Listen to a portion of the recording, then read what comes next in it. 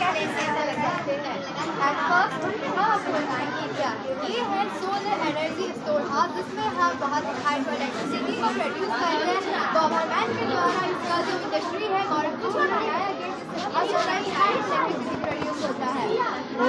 इसमें जो hydro electricity produce होती है वो हमारे लिए बहुत ही यूजफुल है, क्योंकि उसका जो उसमें जो हाइड्रो प्रोड्यूस होता है वो पॉल्यूशन फ्री होता है, उससे ना ही कोई पॉल्यूशन होता है, ना ही हमारे गवर्नमेंट के लिए कोई बैड अफेक्ट पड़ता है।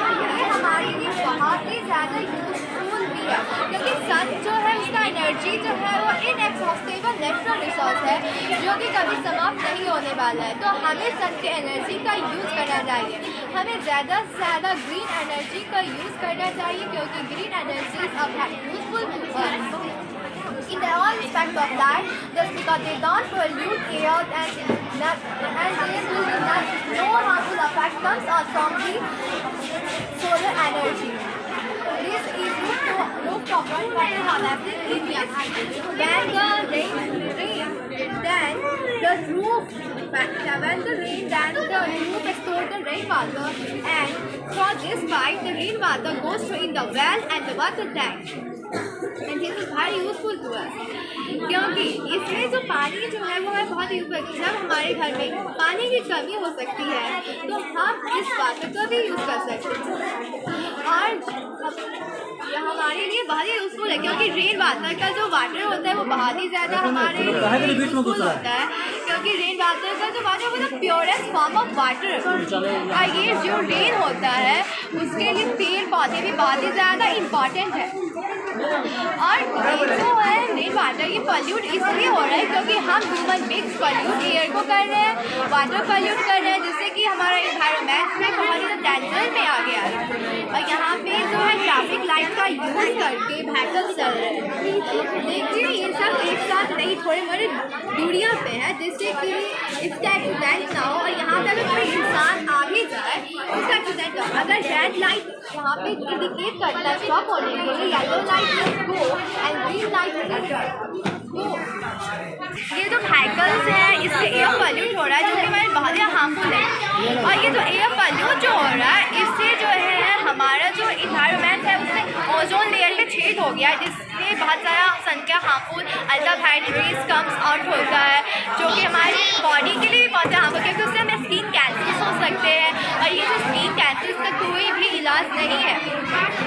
ये फैक्ट्री है, इस फैक्ट्री से एयर पॉल्यूट हो रहा है, वाटर भी पॉल्यूट हो रहा है, क्योंकि फैक्ट्रीज जो होते हैं उसमें बहुत सारे गुड्स बनते हैं, हमारे कॉस्मेटिक सीड्स बनते हैं, हमारे डेली लाइफ के यूज़ के बहुत सारे मिल्क प्रोडक्ट्स भी फैक्ट्रीज में ही तैयार होते हैं, जैसे कि चीज़, बटर एक्सेट्रा। ये सब जो है हमारे लिए बहुत ही यूजफुल है, लेकिन हमें इन सब चीज़ को गलत इस्तेमाल नहीं करना चाहिए। हमें एक चीज़ को रीयूज़, रिड्यूस और रिसाइकल करना चाहिए, जिससे कि वो बहुत ही ज़्यादा बचे रहे और हम कम से कम चीज़ों का यूज़ करें, क्योंकि हमारे नेचर में जितने भी रिसोर्स हैं उसमें बहुत सारे एक्सहॉस्टेबल नेचुरल रिसोर्स है जो कि बहुत ही ज़्यादा हमारे इन्वायरमेंट में कम है। तो उनको सेव करने के लिए हमें जो है कुछ टिप्स को भी यूज़ करना चाहिए। यहाँ पे जो है व्हीकल से जो पॉल्यूशन हो रहा है उसको हम कैसे रोक सकते हैं, जैसे कि हम शॉर्ट डिस्टेंस पे जा रहे हैं कहीं पे भी, तो हम साइकिल्स का यूज़ कर सकते हैं, पैदल जा सकते हैं। इससे एयर पॉल्यूशन भी कम होगा और फ्यूल भी नहीं खत्म होगा, क्योंकि फ्यूल जो है ना उसको बनने में बहुत ज़्यादा मिलियंस ऑफ ईयर्स लगते हैं, और फ्यूल जो है एक्सहॉस्टेबल नेचुरल रिसोर्स है, ये कभी भी ख़त्म नहीं हो सकता है। ये जो है decomposition of the plants and liquid animals से बनते हैं। यहाँ पे जो है जैसे कि मान लीजिए कि बहुत सारे लोग जो है एक इंडस्ट्री में काम करते हैं या फिर एक ऑफिस में काम करते हैं, तो उनको जो है एक ही बस या फिर एक कार से जाना चाहिए, जिससे कि बहुत सारा फ्यूल भी बच जाए और जो इन्वायरमेंट है वो भी क्लीन अप रहे। हमें जो है कहीं भी कचरा ऐसे नहीं फैला देना चाहिए, क्योंकि कचरा फैलाने से भी हमारा जो लैंड है वो पॉल्यूट हो रहा है। हमें लैंड पॉल्यूशन को भी रोकना चाहिए, क्योंकि लैंड जो है वही तो एक बहुत बड़ा कारण जहाँ पे हम रहते हैं।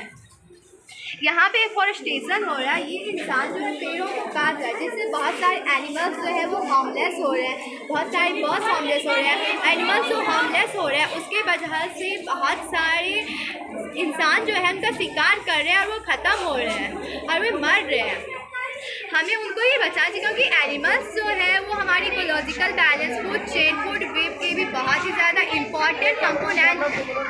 हमें एनिमल्स को भी सेव करना चाहिए, क्योंकि एनिमल्स जो है अगर मान लीजिए किसी जानवर को मार के खाएंगे नहीं, इंसान को मार के खाएंगे नहीं, तो हमारा जो अर्थ है उसमें पॉल्यूशन बहुत ज़्यादा हो जाएगा, तो उससे जो सब कुछ का समाप्ति हो जाएगा। फिर यहाँ पे लाइफ कैसे रहेगा? तो यहाँ पे लाइफ बनाने के यहाँ पे हमें पेड़ों को ज़्यादा से ज़्यादा लगाना चाहिए, ट्रीज को कट डाउन नहीं करना चाहिए। इससे हमारा इन्वायरमेंट भी ख़राब हो रहा है। और यहाँ पर ट्रीज जो है वो हम पॉल्यूशन को भी चेक करता है, पॉल्यूशन को कंट्रोल करता है। ये जो है रेन वाटर को भी एब्जॉर्ब करता है। ट्रीज जो होते हैं वो रेन वाटर को भी, प्रिकॉलेशन रेट ऑफ रेन वाटर को भी, अंडरग्राउंड वाटर को भी चार्ज करके बहुत ही ज़्यादा हेल्प करते हैं, क्योंकि ट्रीज जो होते हैं उनसे बाढ़ आने से भी रोकते हैं, क्योंकि वो जो होते हैं अपने अंदर सारे पानियों को एब्जॉर्ब कर लेते हैं, जिससे बाढ़ भी नहीं आता। हमें इसी के ज़्यादा पेड़ लगाना चाहिए।